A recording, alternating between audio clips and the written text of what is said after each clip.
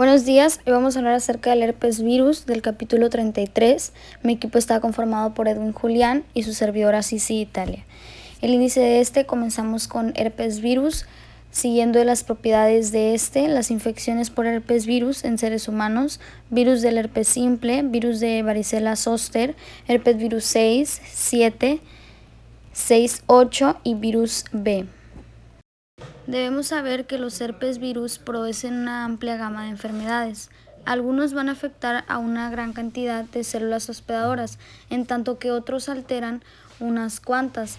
La propiedad destacada de los herpes virus es que tienen su capacidad para poder establecer infecciones persistentes de por vida en sus hospedadores y, asimismo, van a experimentar reactivación periódica. Su reactivación frecuente en los pacientes inmunodeprimidos y ancianos va a producir complicaciones graves. Es curioso que desde el punto de vista clínico, la infección reactivada puede ser muy diferente a la enfermedad que es causada por la infección primaria. Los herpes virus van a poseer un gran número de genes, algunos de los cuales han resultado ser susceptibles a la quimioterapia antiviral. Los herpes virus que infectan por lo general a los seres humanos han sido innumerables, desde el herpes virus humano 1 hasta el herpes virus humano 8, aunque se les conoce por su nombre individual. En ese orden se conocen los virus del herpes simple tipo 1 y 2, el de varicela zoster, el de citomegálico, el de Epstein-Barr y los herpes virus 8, que son también conocidos como herpes virus del sarcoma de Kaposi. En el siguiente cuadro podemos observar las propiedades de los herpes virus. Es un virión esférico de 150 a 200 nanómetros de diámetro, es icosaédrico, es un genoma DNA bicatenario lineal y 125 a 200 kilobytes, son por secuencias repetidas, tiene más de 35 proteínas en el virión. En su envoltura contiene glucoproteínas virales, receptores específicos de anticuerpos. En la replicación tiene un núcleo, gemación a partir de la membrana nuclear, y las características sobresalientes de codifica muchas enzimas, establece infecciones latentes, persiste de forma indefinida en hospedadores infectados y se va a reactivar con frecuencia en hospedadores. En cuanto a su estructura y composición, los herpes virus son virus de gran tamaño y diferentes miembros del grupo van a compartir detalles estructurales y estos se van a poder distinguir mediante la microscopía electrónica. Todos los herpes virus debemos saber que tienen un centro de DNA bicatenario, como ya se los mencioné, en forma de un toroide rodeado por una cubierta de proteína que va a mostrar una simetría icosaédrica y que posee 162 capsómeros. Ahora, la nucleocápside está rodeada por una envoltura que se va a derivar de la membrana nuclear de la célula infectada. Esta contiene espigas de nucleoproteína viral de unos 8 nanómetros de longitud. La estructura amorfa, a veces asimétrica, que se encuentra entre la cápside y la cubierta, se va a designar como tegumento. La forma con envoltura mide de 150 a 200 nanómetros y el virión desnudo 125 nanómetros. El genoma de DNA bicatenario es lineal. Como ya se menciona, el herpes virus es grande y va a codificar por lo menos 100 proteínas diferentes. De estas, más de 35 polipéptidos van a intervenir en la estructura de la partícula viral. Al menos 10 son parte de la envoltura viral. Los herpes virus codifican un ordenamiento de enzimas específicas del virus que van a intervenir en el metabolismo del ácido nucleico, la síntesis de DNA, la expresión génica y la regulación de proteínas. Muchos genes de los herpes virus al parecer son homólogos virales de los genes celulares.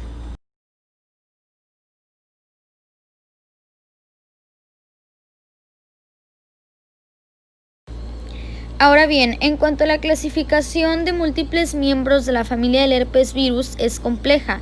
Una división útil en subfamilias se basa en las propiedades biológicas de los compuestos. Como vemos aquí en el cuadro, los herpes virus alfa son virus citolíticos de crecimiento rápido que van a tender a establecer infecciones latentes en las neuronas. Estos son miembros del género simplex virus y el virus de varicela zoster, género de varicelovirus.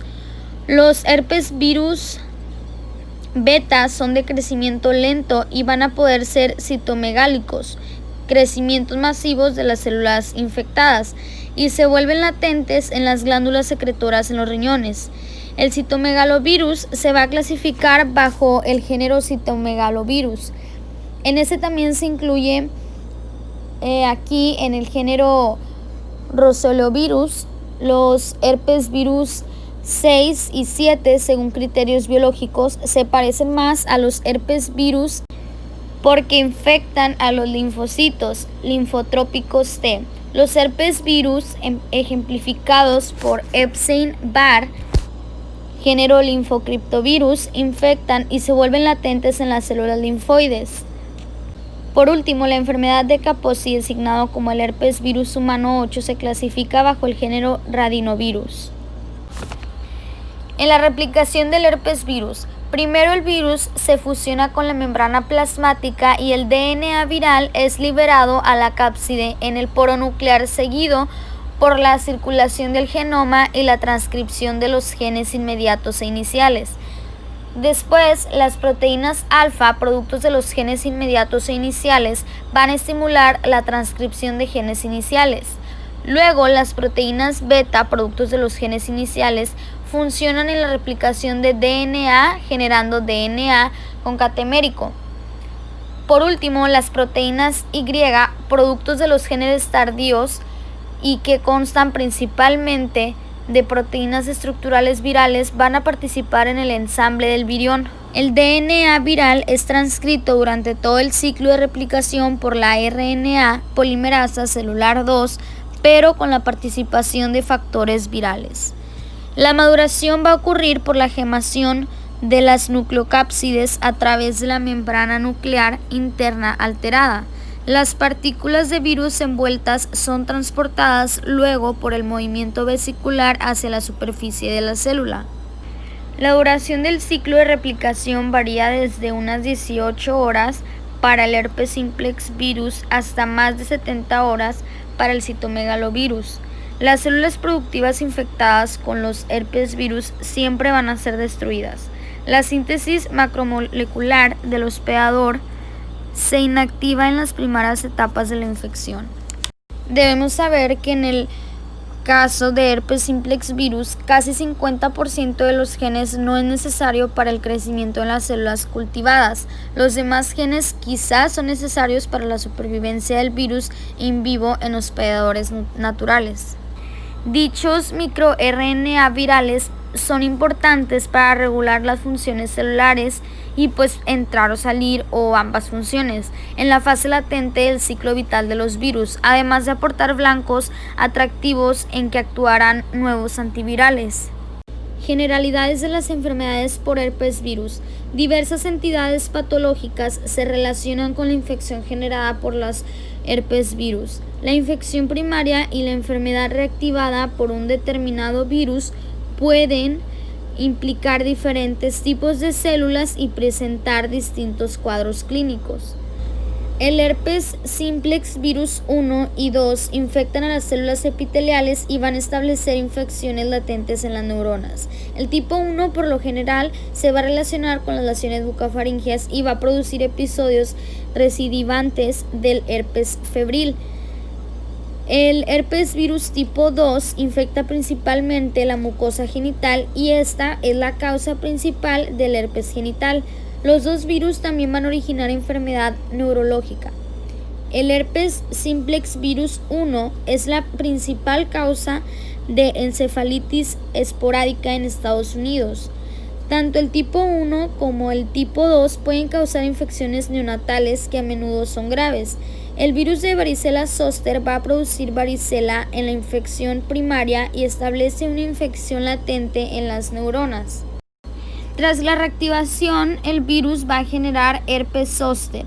Los adultos que se han infectado por primera vez con el virus de varicela zoster pueden presentar una neumonía viral grave. El citomegalovirus se va a replicar en las células epiteliales del aparato respiratorio, las glándulas salivales y los riñones y persiste en los linfocitos. Va a producir mononucleosis infecciosa heterofila negativa. En lo recién nacido es imposible que se presente citomegalovirus.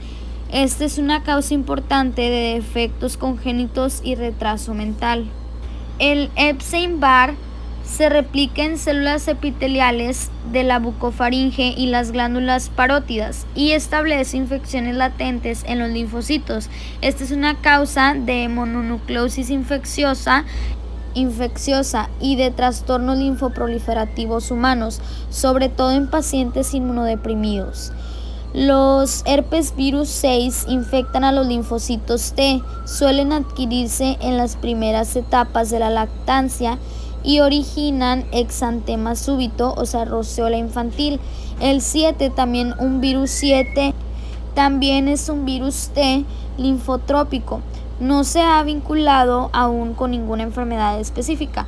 El 8 al parecer se va a relacionar con el desarrollo del sarcoma de Kaposi, que este es un tumor vascular que es frecuente en los pacientes con SIDA. El herpes virus B de los monos macacos puede infectar al ser humano. Tales infecciones son infrecuentes, pero las que se presentan casi siempre dan por resultado enfermedad neurológica grave y a menudo son letales. Es importante saber que los herpes virus humanos a menudo se reactivan en los pacientes inmunodeprimidos y los ancianos, por ejemplo, los receptores de trasplante, pacientes con cáncer, y pueden causar enfermedad grave como neumonía o linfomas. Ahora continuamos con las infecciones por herpes virus en seres humanos. Virus del herpes simple. Estos están muy diseminados en la población humana. Van a mostrar una amplia gama de hospedadores y pueden replicarse en muchos tipos de células e infectar a muchos animales diferentes. Van a crecer con rapidez y son altamente citolíticos. Estos van desde la gingivoestomatitis hasta la queratoconjuntivitis, la encefalitis, la enfermedad genital y las infecciones de recién nacidos. Estos confirman infecciones latentes en células nerviosas. Son frecuentes las recidivas. Existen dos herpes simplex virus distintos, el tipo 1 y el tipo 2. Sus genomas son similares en organización y muestran una homología de secuencia sustancial. Sin embargo, se pueden distinguir mediante el análisis de secuencia o por el análisis de enzima de restricción del DNA viral. Los dos virus van a presentar reacciones cruzadas serológicas, pero hay algunas proteínas singulares para cada tipo. Su mecanismo de transmisión es diferente. De manera tradicional, el tipo 1 se propaga por contacto que incluye saliva infectada. El tipo 2 es transmitido por contacto sexual o a través de infección del recién nacido a partir de los genitales de la madre. Sin embargo, estos patrones son cada vez menos distintos, por lo que ambos virus van a poder causar cualquiera de las dos presentaciones. Ahora vamos a hablar de la patogenia, anatomía patológica. Puesto que el herpes simplex virus genera infecciones citolíticas, los cambios histopatológicos se deben a la necrosis de las células infectadas junto con la respuesta inflamatoria. Las lesiones provocadas en la piel, como podemos observar en la imagen, y las mucosas por el tipo 1 y tipo 2 van a ser las mismas y se parecen a las del virus de varicela zoster. Los cambios que se provocan por el virus herpes simple son similares en las infecciones primarias y en las recurrentes, pero van a variar en el grado, lo cual va a reflejar la magnitud de la citopatología viral. Infección primaria. El herpes virus simple se transmite por el contacto de una persona susceptible con un virus excretado individual. El virus debe encontrar las superficies de la mucosa o la piel lesionada para que se pueda iniciar una infección. O sea, la piel intacta es resistente. La replicación viral va a ocurrir primero en el lugar de la infección. El virus va a invadir luego las terminaciones nerviosas locales y va a ser transportado por el flujo axonal retrógrado hacia los ganglios de la raíz dorsal, donde después de la replicación adicional se establece la latencia. Las infecciones bucofaringeas por el tipo 1 producen infecciones latentes en el ganglio del trigémino, mientras que las infecciones genitales por el tipo 2 van a dar lugar a la infección latente de los ganglios sacros. Las infecciones primarias por el herpes virus simple suelen ser leves, de hecho la mayor parte es asintomática. Solo pocas veces sobreviene la enfermedad sistémica. De manera ocasional, este virus penetra en el sistema nervioso central y va a ocasionar meningitis o encefalitis. La afectación difusa de órganos surge cuando un hospedador inmunodeprimido no puede limitar la replicación viral y se presenta viremia. Haciendo referencia a la infección latente, el virus reside en ganglios con infección latente en un estado de ausencia de replicación. Solo se expresan muy pocos genes virales. La persistencia viral en los ganglios con infección latente va a durar toda la vida del hospedador. Los episodios de infección recurrentes por el tipo 1 suelen manifestarse como herpes labial, herpes febril, cerca del labio. No se puede aislar al virus entre las recurrencias en el lugar habitual de las lesiones recidivantes o cerca del mismo. Los estímulos desencadenantes pueden reactivar al virus latente, lo cual comprende lesión axonal, fiebre, tensión física o emocional y exposición a la luz ultravioleta. El virus sigue los axones de regreso hacia la periferia y procede a la replicación en la piel o en la mucosa. Las reactivaciones espontáneas se presentan en el hospedador pese a la inmunidad humoral y celular específica contra este virus. En el siguiente cuadro se nos muestra una comparación de las manifestaciones clínicas de los virus del herpes simple tipo 1 y tipo 2. Pueden causar muchas enfermedades clínicas y las infecciones pueden ser primarias o recurrentes. Las infecciones primarias surgen en personas que no tienen anticuerpos y en la mayoría de los individuos no generan manifestaciones clínicas, pero dan por resultado la producción de anticuerpos y el establecimiento de infecciones latentes en los ganglios sensoriales. Las lesiones recurrentes son comunes. Las lesiones bucofaringeas. Las infecciones primarias por herpes virus simple 1 suelen ser asintomáticas. Las infecciones sintomáticas ocurren muy a menudo en niños pequeños de 1 a 5 años de edad y afectan la mucosa bucal y gingivobucal. Los síntomas van a consistir en fiebre, disfagia, lesiones vesiculares y ulcerosas, gingivoestomatitis y ataque el estado general. La gingivitis, encías hinchadas y dolorosas, constituye la lesión más notable y frecuente. Las infecciones primarias en los adultos suelen ser causa de faringitis y amigdalitis. Tal vez aparezca una linfadenopatía circunscrita. Queratoconjuntivitis. Las lesiones recurrentes del ojo no son comunes y se presentan como queratitis dendrítica o úlceras corneales o como vesículas en los párpados. Con la queratitis recurrente puede haber una afectación progresiva del estroma corneal con opacidad permanente y ceguera. Como podemos observar en estas imágenes, el herpes genital se caracteriza por lesiones vesiculoulcerosas del pene en el varón o del cuello uterino, la vulva, la vagina y el perineo de la mujer. Las lesiones son muy dolorosas y suelen acompañarse de fiebre, ataque al estado general, disuria y linfadenopatía inguinal. Las complicaciones son lesiones extragenitales y meningitis aséptica. La excreción viral persiste durante unas 3 semanas. En cuanto a las infecciones cutáneas, la piel intacta es resistente al herpes virus simple, de manera que las infecciones cutáneas por herpes virus simple son infrecuentes en personas sanas. Las lesiones circunscritas causadas por el tipo 1 o 2 pueden presentarse en abrasiones que se contaminan con el virus herpes traumático. Estas lesiones se observan en los dedos de los dentistas y en el personal hospitalario, panadizo herpético, y en los cuerpos de luchadores, herpes de gladiador. Las infecciones cutáneas suelen ser graves y letales cuando se presentan en personas con trastornos de la piel, como eczemas o quemaduras que permiten la replicación viral local extensa y la diseminación. El eczema herpético es una infección primaria, por lo general por el tipo 1. Es una persona con un eczema crónico.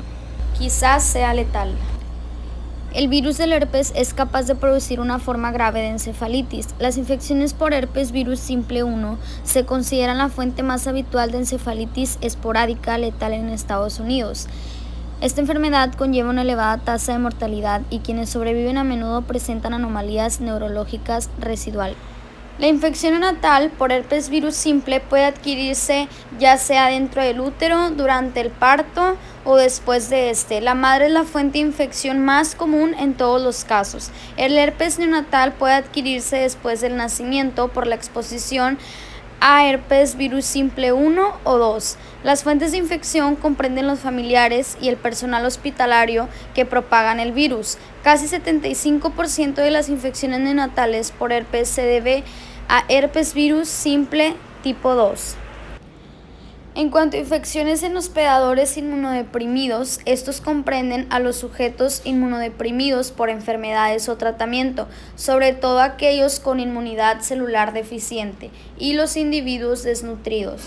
Los receptores del trasplante renal, cardíaco y de médula ósea tienen mayor riesgo de infecciones herpéticas graves. Los pacientes con neoplasias malignas, hematológicas y aquellos con SIDA padecen infecciones más frecuentes y más graves por herpes virus simple. Muchos recién nacidos adquieren anticuerpos maternos transportados de forma pasiva. Estos anticuerpos se pierden durante los primeros 6 meses de vida y el periodo de máxima susceptibilidad a la infección herpética primaria va a ocurrir entre los 6 meses y los 2 años de edad.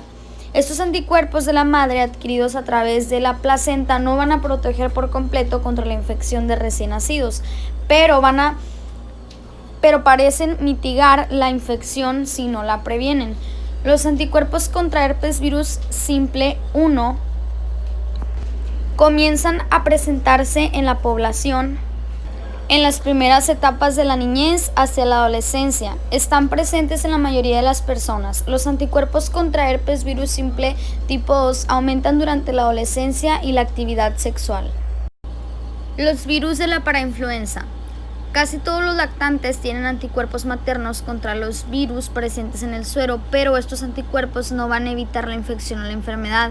La infección natural va a estimular la aparición de anticuerpos IgA a las secreciones nasales y la resistencia concomitante a la reinfección. Esto dificulta el diagnóstico de los paramyxovirus específicos relacionados con una determinada infección mediante los análisis serológicos. En cuanto al diagnóstico de laboratorio, la reacción en cadena de polimerasa se usan para detectar virus en material de vesículas obtenidas por aplicador, sangre, líquido cefalorraquídeo y tejidos. El aislamiento e identificación de virus. El cultivo de virus es una técnica de uso común, particularmente para el diagnóstico de enfermedades mucocutáneas. Los virus se pueden aislar de las lesiones herpéticas y se les detecta a sí mismos en muestras obtenidas de vías respiratorias, tejidos y líquidos corporales durante la infección primaria y también en periodos asintomáticos. Por lo tanto, el aislamiento de herpes virus simple no es en sí una prueba suficiente que indique que el virus es el causante de la enfermedad que se está investigando. Un método citológico rápido consiste en teñir las muestras obtenidas por raspado de la base de la vesícula. La presencia de células gigantes multinucleadas indica que está presente un herpes virus, ya sea el tipo 1, el tipo 2 o varicela zoster, lo cual distingue a las lesiones de aquellas causadas por coxsackievirus y enfermedades no virales. Y por último, serología. Se producen anticuerpos en un lapso de 4 a 7 días después de la infección y van a alcanzar un máximo en 2 a 4 semanas. Persisten con fluctuaciones leves durante toda la vida del hospedador. En cuanto a la epidemiología, el herpes virus simple tiene una distribución mundial. No hay reservorios animales o vectores relacionados con los virus humanos. La transmisión es por contacto con las secreciones infectadas. Tratamiento, prevención y control.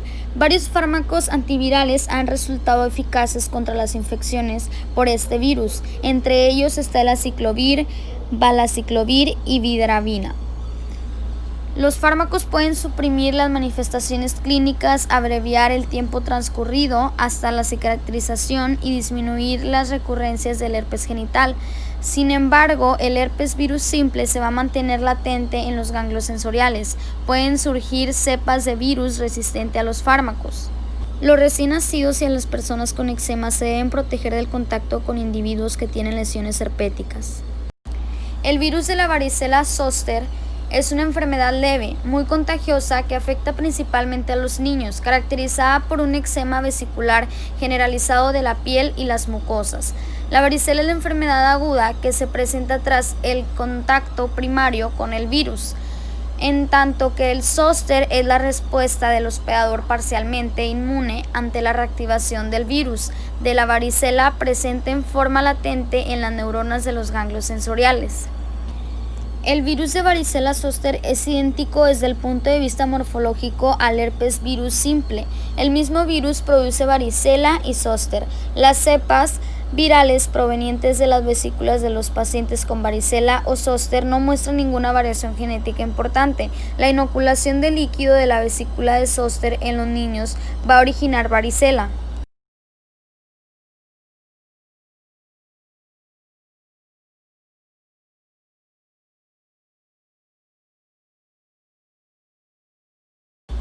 Patogenia y anatomía patológica. En la varicela, la vía de infección es la mucosa de las vías respiratorias superiores o la conjuntiva. En el herpes zóster hay una inflamación aguda de los nervios sensoriales y los ganglios. En las manifestaciones clínicas de la varicela, asintomática es infrecuente. El periodo de incubación de la enfermedad típica es de 10 a 21 días. Los síntomas más incipientes comprenden ataque al estado general y fiebre, seguidos poco después de exantema, primero en el tronco y luego en la cara, las extremidades y la mucosa bucal y faríngea. En herpes zóster suele presentarse en personas inmunodeprimidas como consecuencia de enfermedades, tratamiento o envejecimiento, pero a veces surge en adultos jóvenes sanos. Por lo general, comienza con dolor intenso en la zona de la piel o en la mucosa inervada por uno o más grupos de los nervios y ganglios sensoriales. Por lo general es unilateral. A los pocos días de inicio se produce un racimo de vesículas sobre la piel inervada por los nervios afectados. Muy a menudo se afectan el tronco, la cabeza y el cuello. El desarrollo de inmunidad mediada por células específicas contra el virus de varicela zoster es importante en el establecimiento tanto de varicela como del zóster. El virus de varicela zoster, al igual que otros herpes virus, codifica medios para evadir las respuestas inmunitarias del hospedador. Diagnósticos de laboratorio. La detección de antígenos por medio de fluorescencia directa y técnicas de PCR es útil por su sensibilidad, especificidad y rapidez. Se detecta DNA viral en líquido de vesículas, material cutáneo obtenido por raspaduras LCR, líquidos corporales y muestras de tejido. Es posible diferenciar los herpes virus de los poxvirus por su aspecto morfológico de partículas en líquidos vesiculares estudiados con microscopía electrónica. La epidemiología. La varicela y el herpes zóster se presentan en todo el mundo. La varicela es muy contagiosa y es una enfermedad epidémica frecuente de la niñez. El herpes zóster surge de forma esporádica, principalmente en adultos, y carece de prevalencia estacional. La varicela en niños sanos es una enfermedad leve y no necesita tratamiento. Se debe tratar a los recién nacidos y a los pacientes inmunodeprimidos con infecciones graves. La globulina y de la concentración alta de anticuerpo contra el virus de varicela zoster se puede utilizar para evitar el desarrollo de la enfermedad de los pacientes expuestos a la varicela que tienen un riesgo elevado de presentar enfermedad grave.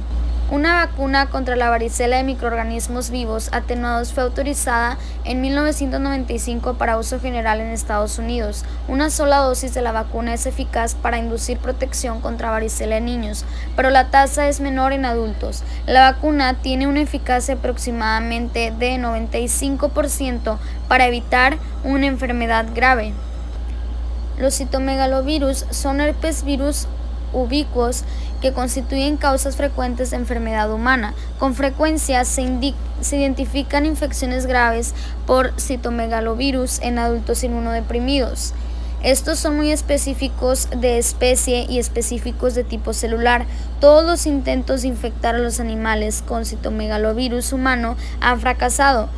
El citomegalovirus humano se replica in vitro solo en fibroblastos humanos, aunque el virus suele aislarse de células epiteliales del hospedador. Produce un efecto citopático característico. Patogenia y anatomía patológica.